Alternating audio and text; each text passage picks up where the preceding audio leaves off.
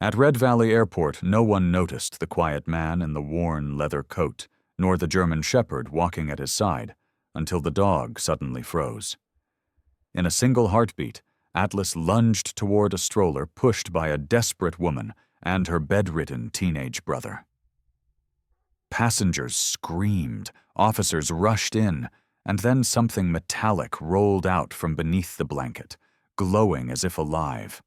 What Elias Ward, once a renowned SR hero, saw in that moment would shatter every instinct he trusted. Because the stroller wasn't carrying danger by accident. It had been chosen. And the creature that escaped was already moving through the airport's shadows. Before we begin, let us know where you are watching from. Leave your country in the comments below and subscribe to the channel. Thank you. Winter pressed cold light through the wide glass spine of Red Valley Airport, laying a pale shimmer across polished floors and exhausted travelers moving through the morning. Elias Ward walked among them with the quiet caution of a man who had learned to exist invisibly. At 45, he stood tall at 6 feet, but the years had thinned him, stretching that height over a lean, weathered frame. His broad shoulders carried a heavy brown leather coat, worn soft by time, draped over a red and navy flannel shirt.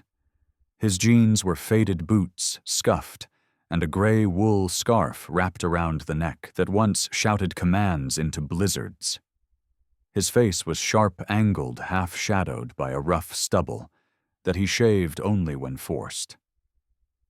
But the most striking thing about him were his eyes, deep gray, carved by guilt, the kind a man carries after failing to save someone whose name still echoes in his dreams. He moved slowly, deliberately, the way someone does after years of speaking little and thinking too much. His breaths fogged faintly in the chilly air vents overhead. He didn't seek attention. He feared it.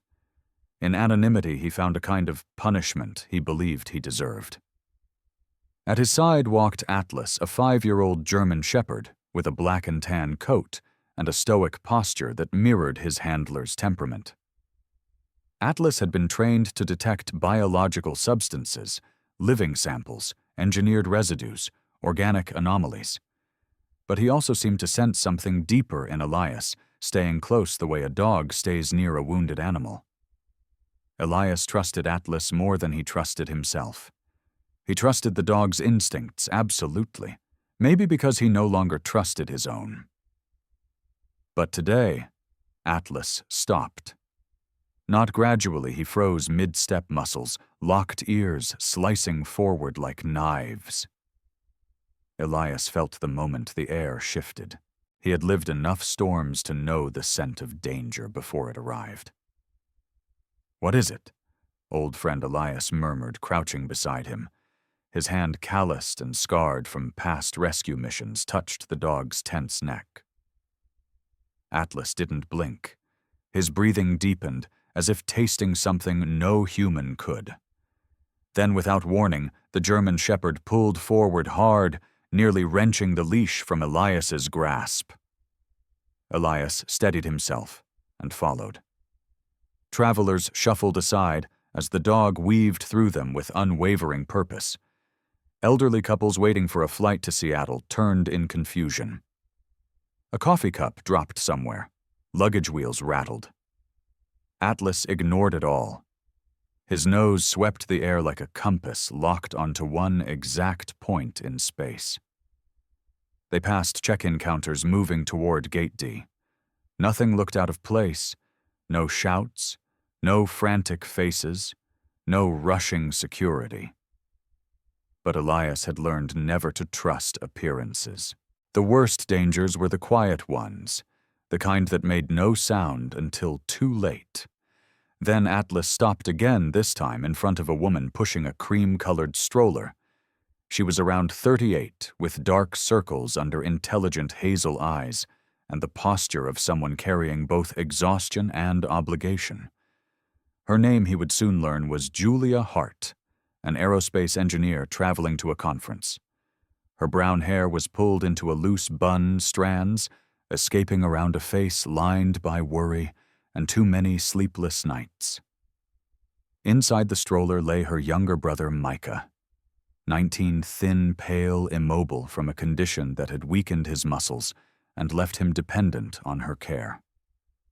His short, sandy hair peeked from under a thick blanket. His breathing was soft, rhythmic. Julia pushed the stroller gently protective in every motion. The moment Atlas growled a low, uneasy vibration, Julia stiffened. "Sir, please control your dog. We didn't do anything." Her voice shook, but it wasn't anger. It was fear of losing control over the one person she still had left. Elias raised a calming hand. "I'm sorry. He's not attacking. He's telling us something." His voice carried no sharpness, only a weary sincerity. Atlas stepped closer, blocking anyone from reaching the stroller. His fur bristled. His chest expanded with another warning growl. Julia's grip tightened on the handle. "Please stop him. My brother is fragile, he can't." But Atlas wasn't looking at Micah. He was looking through the blanket as though the fabric couldn't hide what trembled beneath it. Elias felt his pulse climb. He knew this look Atlas had found something alive before. Something wrong. "Easy." Elias whispered, though he wasn't sure whether he addressed the dog or himself. Then Atlas lunged. Not at Julia, not at Micah, at the stroller. His paws struck the frame. A sharp metallic clink rang out cold, unmistakable. Julia screamed. Elias grabbed Atlas by the harness, pulling him back with all the strength his wiry arms still kept. But before he could regain control, the blanket slipped. It slid off Micah's sleeping body, and there, falling from the folds of fabric, was a small silver object no larger than a thumb, glowing faintly from within. It rolled once across the stroller's cushion. Elias froze. So did the world. Atlas's growl deepened into something ancient and thunderous like a storm, waking up after years of silence. Emergency lights blinked coldly across Red Valley Airport as authorities sealed off the corridor, the metallic shutters, sliding down with a hollow echo that trembled through the air. What moments before had been a bustling terminal now felt like an abandoned chamber of glass and fear. Elias Ward stood amid the chaos, one hand gripping Atlas's harness, his mind caught between present danger and memories he had spent years burying. The glowing silver object lay on the floor where it had rolled, pulsing with a faint internal light that seemed almost alive. Elias's breath felt heavy in his chest, not from exertion, but from that old familiar dread, the kind that had followed him ever since he failed to save a trapped hiker in a blizzard 9 winters ago. That failure had carved a scar into him, deeper than any physical wound. He told himself this wasn't the same. But his body remembered the cold, the helplessness, the silence after a final radio call that never returned. Now, with Julia and her unconscious brother only steps away, the fear that history might repeat wrapped around him like a tightening rope. Uniformed security officers rushed in, followed by 2 specialists from the airport's biological hazard team. One of them, Dr. Samuel Rhodes, a man in his early 50s with a square jaw, graying beard, and eyes that held the exhaustion of someone who had seen too many scientific mistakes escape. The lab knelt beside the object. Rhodes was tall, broad-shouldered, his lab coat stretched over a dark sweater. He moved carefully, methodically, the way a man does when he knows exactly how fragile the line between safety and catastrophe can be. The second specialist was Dr. Elaine Porter, late 30s, slim and sharp-featured, with straight black hair tied into a tight braid and a demeanor shaped by strict discipline. Her brown eyes scanned every detail with surgical precision. She carried a compact analyzer, her fingers steady, despite the rising tension. Julia Hart, meanwhile, leaned heavily against the metal railing. Her breathing was shallow, her eyes glassy. Her brother Micah still slept, his frail frame rising and falling under the thick blanket. Julia looked utterly undone. "I was just taking him to the conference center. I was just trying to keep him warm." Her voice cracked. "Why is this happening to us?" Elias turned toward her. His tall, rugged frame softened as he approached his boots, thudding softly against the polished floor. He placed a gentle, reassuring hand on her shoulder, something he rarely did with strangers. Human contact had become a battlefield for him, yet now it came naturally. "Julia," he said, his deep voice steady, "you're not the target. Someone used you. Used your brother. You couldn't have known." Her tear-filled eyes lifted to meet his. In them he saw a woman who had been carrying the weight of responsibility far too long. The kind of weight he understood intimately, the guilt that blooms not because you caused harm, but because harm found those you loved. "Atlas reacted before any of us could see it," Elias continued. "That means whatever this is, it isn't ordinary." At the mention of his name, Atlas growled softly and stepped forward. The 5-year-old German shepherd's ears were sharp, tail-rigid amber eyes locked on the stroller, as if danger still clung to it, like invisible smoke. Dr. Rhodes examined the silver container under a portable UV lamp. The faint glow intensified, revealing thin vein-like patterns running across its smooth surface. He frowned. "Not explosive," he muttered. "Not electronic." This is biological." Dr. Porter's analyzer beeped sharply, her brows knitted. High-density organic readings, containment shielding intact on one side. But the other? She angled the device. A hairline fracture shimmered under the UV light. Rhodes inhaled sharply, his jaw tightening. "It's a mini biocapsule modified. Labs experimenting with engineered organisms use these to transport living samples discreetly. Whatever was inside," he hesitated. "It broke out recently." Julia staggered, catching herself on the stroller. "A living thing, you're saying something was inside?" With Micah Porter didn't answer directly. Her tone remained clinical, but not unkind. "There are scratch marks along the interior seal. Something forced its way out, something small but strong." Elias felt his pulse thump heavily. His mind replayed the faint metallic clink, the way Atlas lunged, the unease radiating from the dog even now.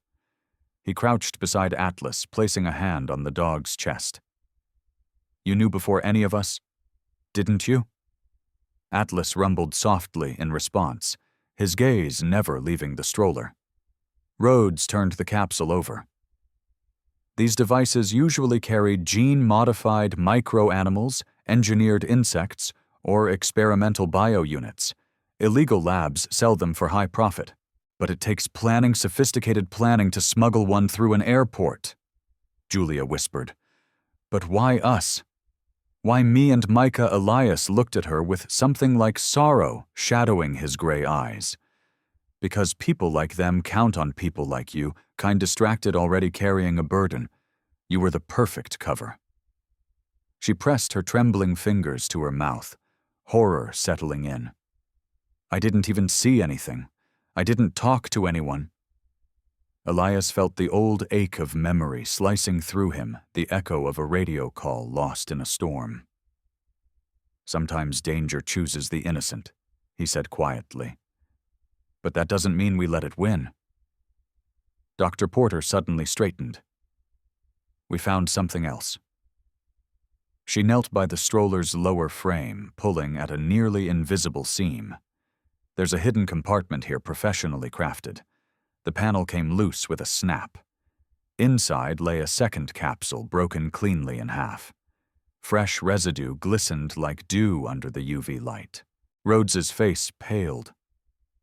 Something escaped. "And it's here, somewhere in this airport." Atlas barked, sharp and urgent. Elias felt the old fear rise in him again, but this time he strangled it with resolve. He had failed before. He would not fail again. He touched Julia's shoulder once more, his voice low but firm. "We'll find it. I swear to you." But even as he said it, Elias felt the cold teeth of uncertainty. Somewhere in the airport, a living engineered organism, purpose unknown, was on the move. Cold fluorescent lights hummed faintly as the sealed section of Red Valley Airport tightened into an eerie quiet, the kind that makes every footstep echo like a warning. Elias Ward walked behind Atlas, the German shepherd's nose pressed low to the polished floor, searching with a precision shaped by training, but driven by instinct older than any human skill. Elias's boots felt heavier than usual, each step pulling threads of old memories he wished he could sever.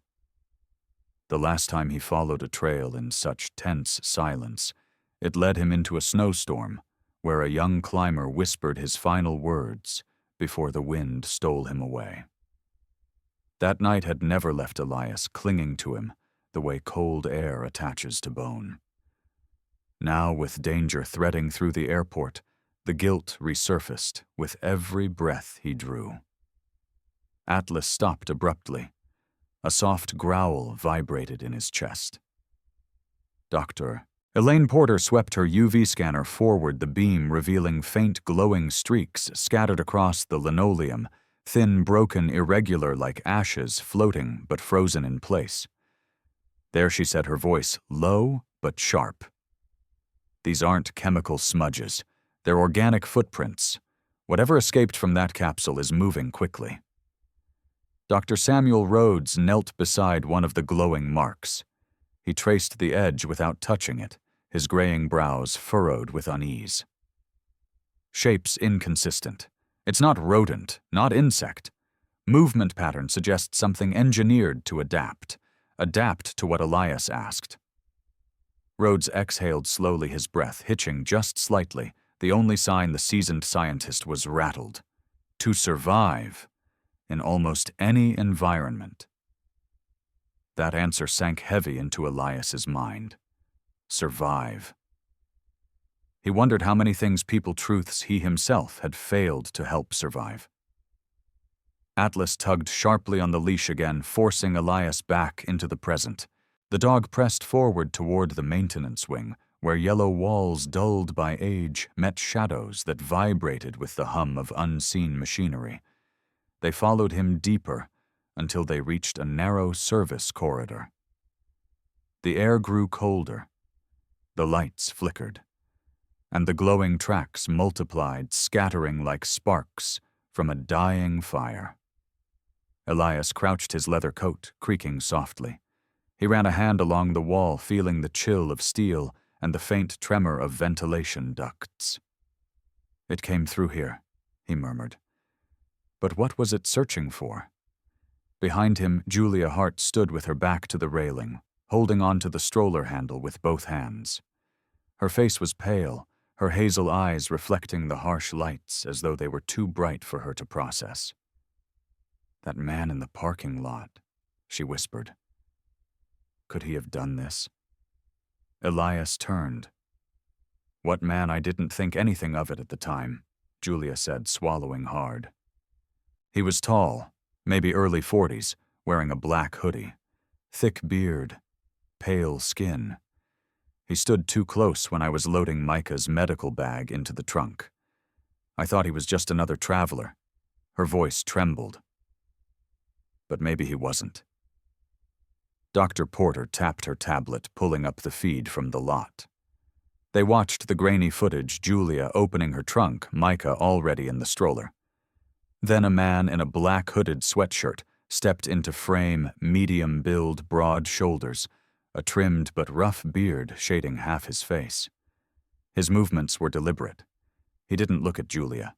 He looked at the stroller. Porter zoomed in. The man leaned closer, hand brushing against the stroller's frame for barely a second. A slight lift of fabric, a shift of his wrist. Then he walked away.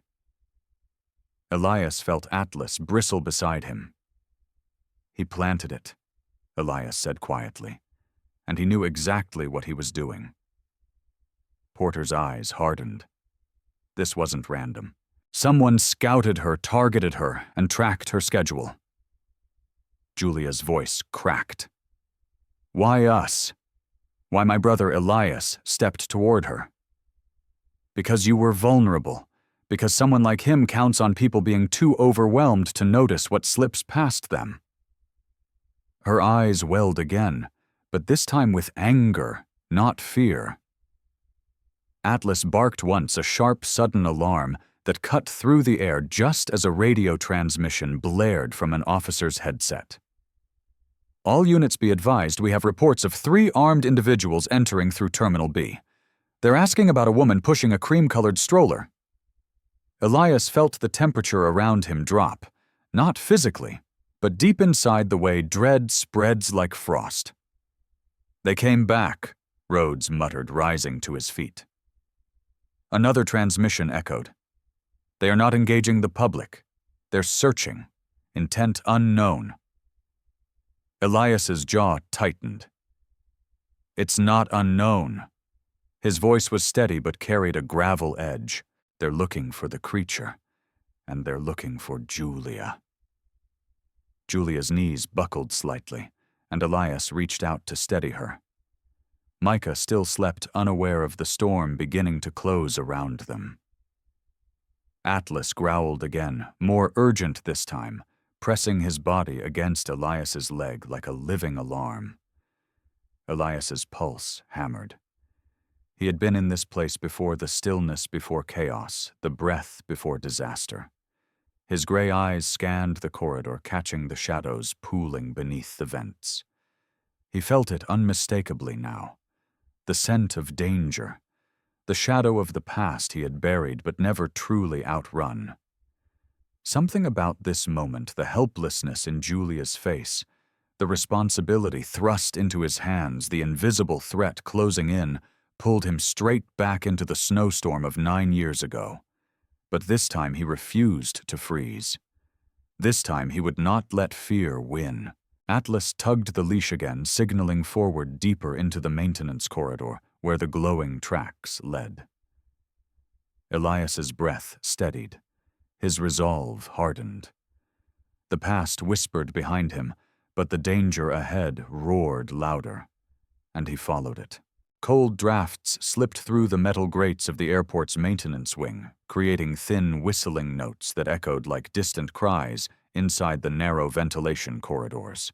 Elias Ward moved quickly, but silently, every muscle in his lean frame tense as Atlas led the charge with unwavering focus. The German shepherd's paws clicked sharply against the floor, each step guided not by sight, but by scent. Elias could not sense but had learned to trust more deeply than he trusted his own instincts. His breath felt shallow, drawn tight against the weight of urgency pressing down on him. Too many times in his past life as a Sayar operative, he had been one step too late. Too many times he had heard the wind whisper through snowfields, carrying the guilt of someone he failed to save. But today, the stakes were different, worse. This time the danger wasn't nature or a broken radio call. This was human-made, engineered, and it was moving. Behind him came the hurried steps of Dr. Elaine Porter and Dr. Samuel Rhodes, the 2 specialists scanning readings from their portable devices. Porter's sharp-featured face, framed by her tight black braid, reflected pure concentration. Rhodes, with his broad shoulders and graying beard, looked increasingly stricken as his handheld analyzer pulsed with irregular signals. Julia Hart followed in the rear, pushing Micah's stroller with trembling hands, though Elias had insisted she keep her distance. Her hazel eyes were wide with fear, yet resolute, the look of someone who had spent years protecting her younger brother against a world that always seemed too harsh for him. They rounded a bend in the corridor, and suddenly Atlas growled. Not the cautious rumble from earlier chapters of their day, but a deep, forceful warning that launched Elias forward with instinctive speed. Ahead stood a man dressed in a dark tactical jacket and combat boots. His hair was shaved close on the sides, longer on top, disheveled, like someone who had been running. His face was angular, harsh, with a scar that cut across his cheek like a pale lightning bolt. He held a compact firearm, lowered but ready. Elias recognized the look, a man trained, hardened, dangerous. One of the armed intruders. "Don't take another step," Elias warned. His voice carried that cold gravel tone shaped from years of storms and regrets. The man smirked, revealing teeth slightly crooked like they'd been broken and imperfectly healed. "Bit late for warnings, aren't we?" he said in a voice raspy from cigarettes or damage. Elias stood his ground, positioning himself between Julia and the armed stranger. Atlas stepped forward, legs braced, muscles coiled. "Where's the other two?" Elias asked. The man chuckled low, mocking. "Busy retrieving what you're too blind to understand." Dr. Rhodes stepped closer, confusion lining his face. "You mean the organism? Why? What was its purpose?" The stranger turned his eyes toward Rhodes, smirking again. "Purpose. You scientists always need labels. All you need to know is it's worth enough to buy freedom from every law on this soil." Elias narrowed his eyes. "You hid it inside the stroller." "Smart man," the intruder muttered. "Too bad you won't see what happens when it wakes." He lifted the firearm, but he wasn't fast enough. Elias lunged, moving with the controlled ferocity of someone who had long ago learned to strike without hesitation. Years of guilt had carved instinct into him like bone. He slammed the man into the wall, the weapon clattering across the floor. The intruder hissed, trying to twist free, but Elias pinned him forearm tight against the man's throat. "Tell me what it does," Elias growled. The man choked out a laugh, harsh and broken. "You don't understand. It doesn't matter what it does. If you're even 1 minute late, everyone here will understand its purpose." Then his smile twisted cold and triumphant. "You can't save them. Not this time." Those words stabbed deeper than the man could have known. Elias's jaw tightened, but before he could force more answers, Porter shouted. The signals stronger up ahead, Atlas tore away from the confrontation, barking urgently as he sprinted down the corridor. Elias shoved the intruder to the ground, securing him with a cable tie taken from an emergency kit mounted on the wall. The man laughed again, breathless. "You'll regret rushing after it. That thing was born to disappear." Elias ignored him. He couldn't waste a second. He ran after Atlas boots, pounding the metal floor, each footstep echoing like the drumbeats of memory. The corridor narrowed until it reached a junction where multiple ventilation shafts branched like steel arteries. The UV light Porter carried illuminated tiny specks of glowing residue scattered in a streak across the lower grill. Rhodes's face paled. "It's inside the vents." The thought chilled Elias. Air ducts were labyrinths leading straight to the outer perimeter of the airport. If the organism escaped through the exterior exhaust vents, it wouldn't just be gone, it would be delivered directly to the hands of these criminals. Atlas growled, pressing his snout against the grill. His hackles lifted, his body became a single taut line of purpose. Elias knelt beside him. "Show me." Atlas pawed at the vent. The screws had been loosened. Something had tampered with it recently. Elias pried the grill open. A faint rush of frigid outside air blew against his face. Snowflakes drifted past the opening, illuminated by the flickering maintenance lights. And then he saw it. A creature no larger than a mouse, but unlike any mouse that had walked the earth. Its body shimmered under the dim, light metallic ripples traveling along its spine. Its movements were unnaturally smooth, almost liquid, as if it were more machine than living tissue. It was halfway through the final sliver of open vent, preparing to drop into the night. Atlas Elias's voice cracked through the cold air. The German shepherd lunged, jaws clamping gently but firmly around the creature's thin tail-like extension. The organism thrashed, emitting a faint buzzing vibration that made the air hum. Elias grabbed Atlas's harness, pulling both dog and captured organism back into the corridor. Snow blew into the vent as Elias slammed the grill shut and locked it tight. Porter and Rhodes rushed forward, sealing the tiny creature inside a transparent biocontainment capsule. Its metallic glow dimmed as it curled into a defensive coil. The corridor finally fell silent. But inside Elias's chest, the storm only grew. A soft snowfall drifted past the airport's tall glass windows, each flake catching the pale afternoon light, as if the sky itself were exhaling after a long-held breath. Inside the secured containment room, Elias Ward stood with his worn leather coat dusted by melted frost, watching the sealed biocapsule that now held the captured organism. The tension that had gripped Red Valley Airport for hours was finally loosening, yet Elias felt the weight of its aftershocks trembling somewhere deep inside him, an echo of danger, grief, and the old ghosts he had carried for too long. Atlas sat at his side, the 5-year-old German shepherd's chest rising and falling in steady breaths, though his amber eyes remained alert, as if guarding the room from dangers now locked away. Across from them, Julia Hart held onto the handles of her brother's stroller. Her hazel eyes were red from tears, her dark hair loosened from its bun, but relief washed over her features like a tide returning to shore. Micah, pale and fragile but awake, now watched everything around him with slow curiosity. Even in his fragile state, his soft brown eyes showed flickers of gratitude, a gentle light in the wake of chaos. He lifted a trembling hand toward Atlas, and the German shepherd leaned his head forward, allowing Micah's thin fingers to brush through his fur. Micah's smile was faint but genuine. "He's warm," the young man whispered, his voice barely rising above the hum of the air vents. "Feels safe." Julia swallowed hard, wiping her cheek as she looked at Elias. "You saved us. I don't know how you knew or how your dog knew, but you saved my brother's life."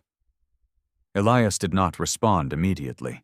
He took in the sight of Micah's frail body, the quiet gratitude on Julia's exhausted face, and the sterile room around them, the computers, the sealed equipment, Dr. Elaine Porter tapping quietly on her tablet, and Dr. Samuel Rhodes reviewing data with the haunted seriousness of a man who had just glimpsed how fragile human safety truly was.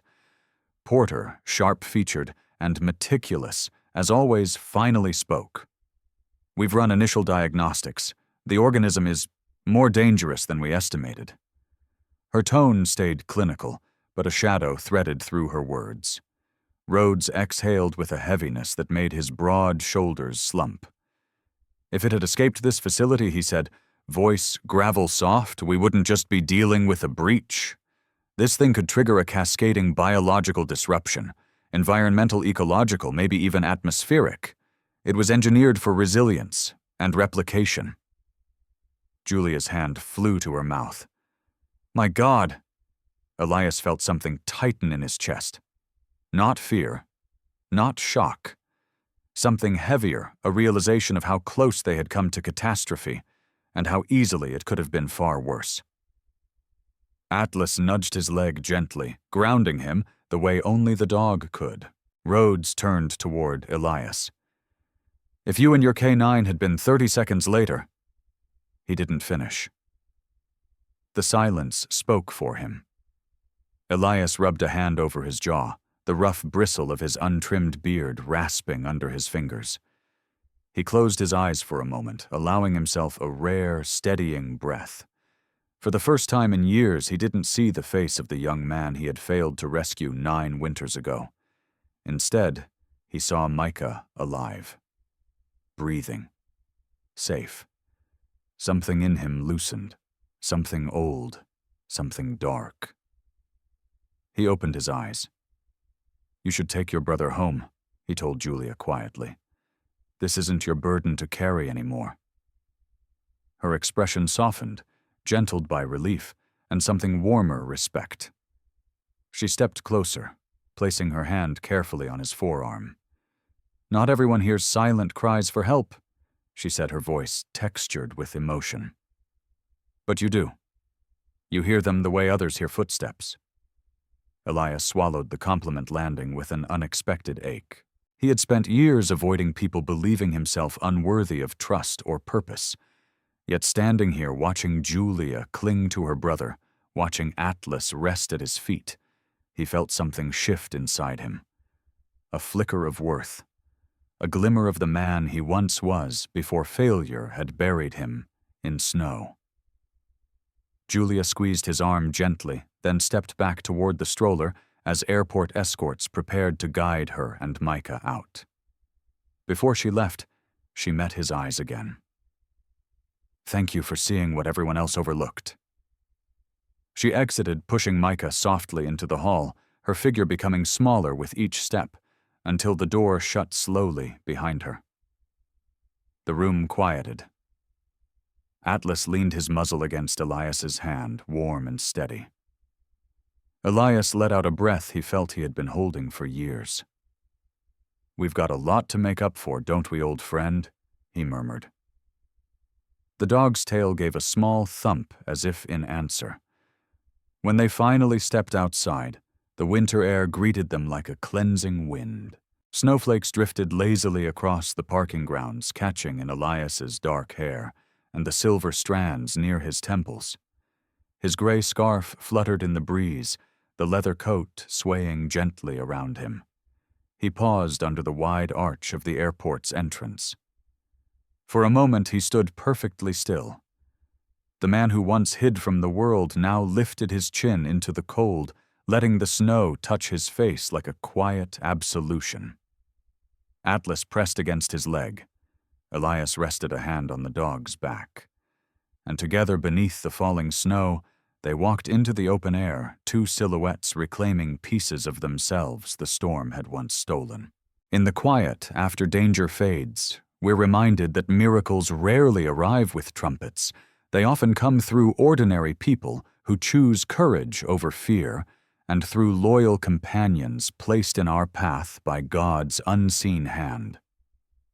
In our daily lives, too, we walk past silent struggles without knowing how deeply someone needs hope.